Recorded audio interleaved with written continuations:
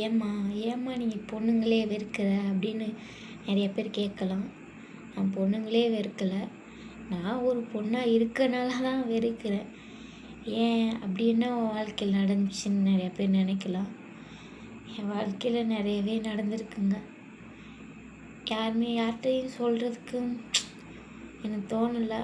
சில பேர்கிட்ட சொன்னவங்க எல்லாம் ஒரு காலத்தில் ஐயோ பாவம் இந்த பிள்ளைக்கு யாருமே இல்லை போல் அப்படின்னு பார்த்தவங்களே அதுக்கப்புறம் இந்த பிள்ளைக்கு யாருமே இல்லை தானே அப்படின்ட்டு அவங்களே நல்லா நிறையா சம்பவம்லாம் செஞ்சாங்க.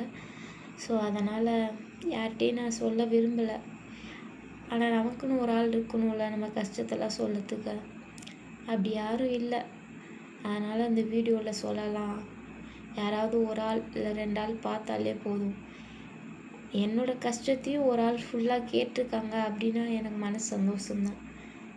ஏன் சொல்லினா நான் உயிரோடு இருக்கலாம், இல்லாமல் கூட போகலாம். அது எனக்கே தெரியலை.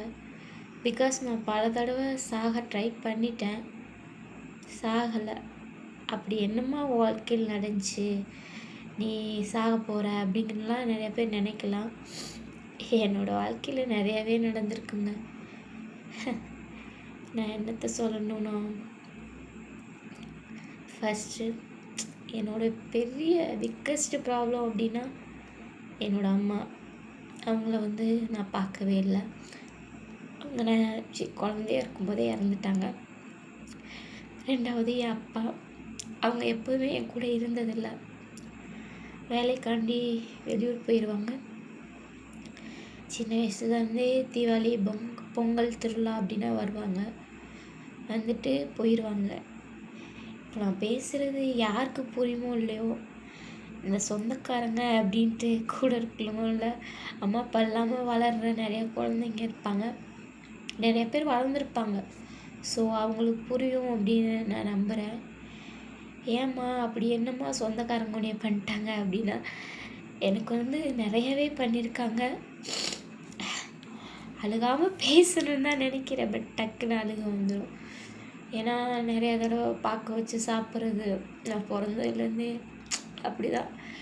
யாராவது நமக்கு கொடுக்க மாட்டாங்களா, நமக்கு ஊட்டி விட மாட்டாங்களா, நமக்கு தலைவாரி விட மாட்டாங்களா, குளிச்சு விட மாட்டாங்களா, இது மாதிரி நிறையா.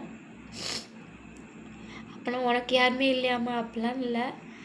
என் அப்பாவோட அம்மா அப்பா அவங்க தான் என்னை வளர்த்தாங்க, என்னை பார்த்தாங்க. அவங்க எல்லாமே பண்ணுவாங்க. இருந்தாலும் அவங்களுக்கும் 5 பிள்ளை இருக்குது. ஸோ அவங்கள பார்க்கணும்ல. நான் பேத்தி தான் இருந்தாலும் நல்லா பார்ப்பாங்க. எல்லா நேரமும் அவங்க என்னை ப்ரொடெக்ட் பண்ண முடியாதுல்ல. ஏன்னா நம்ம இப்போ ஒரு கோழி குஞ்சு வளர்க்குறோம். அந்த கோழி குஞ்சு யாராவது பிடிச்சா நசுங்குனா அவங்கள நம்ம திட்ட முடியுமா? ஏன்னா அவங்களும் நமக்கு பிடிச்சவங்களாக இருப்பாங்க. ஸோ அது மாதிரி தான் என்னோடய வாழ்க்கையும் இப்படி தான் போயிட்டுருந்துச்சு நிறையா நாள். சின்ன வயசு எனக்கு விவரம் தெரிஞ்ச நாள்லேருந்தே அழுதுருக்கேன். டெய்லியுமே அழுவேன். எப்போ பார்த்தாலும் யார்கிட்டையாவது சொல்லிட்டு என் ஸ்டோரியை ஃபுல்லாக நான் சொல்கிறேன். யாராவது இன்றைக்கி ஒருத்தவங்களுக்கு புதுசாக நான் பார்த்துட்டின்னா ஓகே இவங்கள்ட்ட நம்ம ஸ்டோரியை சொல்கிறோம் அப்படின்னு சொல்லிட்டு உட்காந்து மாடியில் அழுவேன். யாராவது டாக்டர்கிட்ட போய் சொல்கிறேன், ஏதாவது சினிமாவில் சேரணும் அப்படி இப்படின்னு யோசிச்சு நிறையா சொல்லுவேன். யார்கிட்டையும் சொல்கிற மாதிரி நினச்சி அழுவேன். யார்கிட்டையுமே அதிகமாக சொன்னதில்லை. சொன்னால் நம்ம வீக்னஸ்லாம் தெரிஞ்சிருமோ, அவங்க நம்மளை அதனால் பிளாக்மெயில் பண்ணுவாங்களோ அப்படிலாம் ஒரு இது இருந்துச்சு. சொன்னால் இலக்காரமாக பார்ப்பாங்களோ அந்த ஒரு மைண்ட் செட்டு தான். யார்கிட்டையும் சொன்னதில்லை. ஆனால் நிறையா தடவை கோவம் வரும்போது அழுதுருக்கேன். சவுண்டாக கத்தி எனக்கு அம்மா இல்லை, யாரும் இல்லை, என்னை பார்க்க மாட்டேங்கிறீங்க அப்படின்ட்டு என் அப்பா கூட சண்டை போடுவேன். எப்போ பார்த்தாலும் எனக்கு அதுதான் பொழப்பு. எங்கள் அப்பா இங்கே வந்துட்டாலே அவருக்கு என்னால் நிம்மதியே இருக்காது. அவரை கஷ்டப்படுத்திகிட்டே இருப்பேன். ஏன்னா அவர் என் கூட டைம் ஸ்பெண்ட் பண்ணணும், எனக்காண்டி அவர் பேசணும், இப்படிலாம் பண்ணுறாங்கப்பா அப்படின்னு சொல்லணும் இப்படிலாம் நினைப்பேன் எங்கள் அப்பாட்ட. பட் அவர் எதுவுமே கேட்க மாட்டார். என்னம்மா நல்லா இருக்கியா, கூட இருக்கவங்களாம் அவனை எப்படி பார்த்துக்கிறாங்க அப்படின்லாம் கேட்க மாட்டார். ஆனால் எங்கள் அப்பா வந்துட்டால் மட்டும் எல்லாருமே நல்லா பாசமாக பேசுவாங்க, எல்லாமே நல்லா செய்வாங்க. அப்புறம் போனதுக்கப்புறம் எல்லாருமே வேலை வாங்குவாங்க. அவங்க பிள்ளைய மட்டும் கொஞ்சம் நல்லா பார்த்துட்டு என்னை கொஞ்சம் கேவலமாக பேசுறது பார்க்க எல்லாம் பண்ணுவாங்க. ஸோ அப்போ தான் புரிஞ்சு எப்படா அப்பா வருவார், நம்மளும் ஜாலியாக இருக்கலாம் அப்படிலாம் நினப்பேன். அப்பா விட்டுட்டு போயிட்டாலே அப்படியே அந்த நாளே ரொம்ப கஷ்டமாக இருக்கும் ஒரு வாரத்துக்கு. அப்புறம் நார்மல் ஆயிடுவேன். அப்பா வராருன்னு தெரிஞ்சாலே ரொம்ப ஹாப்பி ஆயிடுவேன், ஜாலியாக இருக்கும். சுற்றிட்டு எங்கள் அப்பானா எனக்கு ரொம்ப பிடிக்கும். ஏம்மா சிவனை காமிக்கிற, சிவன் என்னம்மா அவன் லைஃப்பில் பண்ணார் அப்படின்னா, நான் தான் சொன்னேன்ல, என்னோடய பாட்டி எங்கள் அப்பாவை பெற்றவங்க. அவங்க தான் என் உயிர். 7th கிளாஸ்லேருந்து நான் சிவனை கும்பிட ஆரம்பித்தேன். அப்படி என்னம்மா நடந்துச்சுன்னா, அப்போது ஒரு பொண்ணு சொல்லிச்சு, சிவன் தான் எல்லாரையும் கொல்றவர், ஸோ அவரை கும்பிட்டா சாவுங்கிறது வராது அப்படின்னு சொன்னதுனால, என்னம்மா உயிர் மேலே அவ்வளோ ஆசையா, உன்னை காப்பாற்றிக்கவா கும்பிட்டேன் அப்படிலாம் இல்லை. என் பாட்டி, என்னோடய பாட்டிக்காண்டி கும்பிட ஆரம்பித்தேன். அவங்க எப்போதுமே என் கூட இருக்கணும், அவங்களுக்கு எதுவும் ஆயிடக்கூடாது அப்படிங்கிற ஒரு சுயநலமாக கும்பிட்டேன்னு கூட வச்சுக்கலாம். ஆனால் எனக்கு தெரிஞ்சு நான் சிவனை கும்பிடல, அவராக என் லைஃப்பில் வந்திருக்காரு. ஏன்னா அது மாதிரி நிறையா சம்பவம் நடந்திருக்கு என்னோடய வாழ்க்கையில், நிறையா சொல்லலாம்.